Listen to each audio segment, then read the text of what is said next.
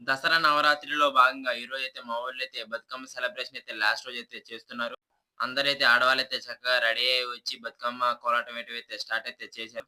ప్రతిసారి మా ఊర్లో అయితే ఒకటైతేనే కనకదుర్గమ్మ విగ్రహం అయితే పెడతారు. కానీ ఈ సంవత్సరం అయితే 2 విగ్రహాలైతే పెట్టారు. ఆ 2 విగ్రహాల దగ్గర ఇవాళైతే బతుకమ్మ సెలబ్రేషన్ అయితే లాస్ట్ రోజన్నమాట. ఊరేగింపు కార్యక్రమం అయితే జరుగుతున్నాయి 2. మనం ఏ పండగ ఎలా చేసుకున్నామో తెలీదు గానీ దసరా పండగ అయితే అంగరంగ వైభవంగా అయితే జరుపుకున్నాం. ఆ కనకదుర్గమ్మ తల్లికైతే ఎటువంటి ఆటంకం రాకుండా అయితే మనమైతే చూసుకోవాలి. ఈ దసరా నవరాత్రుల్లో భాగంగా అయితే కొంతమందైతే చెడు పనులైతే చేస్తారు. అలాగైతే చేయకుండా అమ్మవారినైతే మనమైతే చక్కగా అయితే పంపించాలి.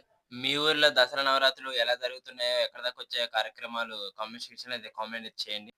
చిన్న, పెద్ద తేడా ఏమీ లేకుండా బతుకమ్మ సెలబ్రేషన్ అయితే మా ఊర్లో అయితే గ్రాండ్‌గా అయితే చేశారు. ఒకవైపు తీన్మార్ సౌండ్‌లు, ఇంకోవైపు డీజే శబ్దాలతో అయితే బతుకమ్మనైతే గ్రాండ్ సెలబ్రేషన్ అయితే మా ఊర్లో అయితే ఎలాగైతే జరిగింది. బతుకమ్మనైతే ఊరేగింపించిన తర్వాత మేమైతే ట్యాంక్ బండ్ దగ్గరికెళ్ళాము. అక్కడైతే కొన్ని బతుకమ్మలైతే ఉన్నాయి. ఇది గాయ్స్ ఇవాళ వీడియో. నేనైతే వెళ్తున్నాను. మీరు గూడా వెళ్ళేటప్పుడైతే మన ఛానెల్‌నైతే సబ్స్క్రైబ్ చేసుకోండి. మన అకౌంట్‌నైతే ఫాలో అయితే అయిపోండి.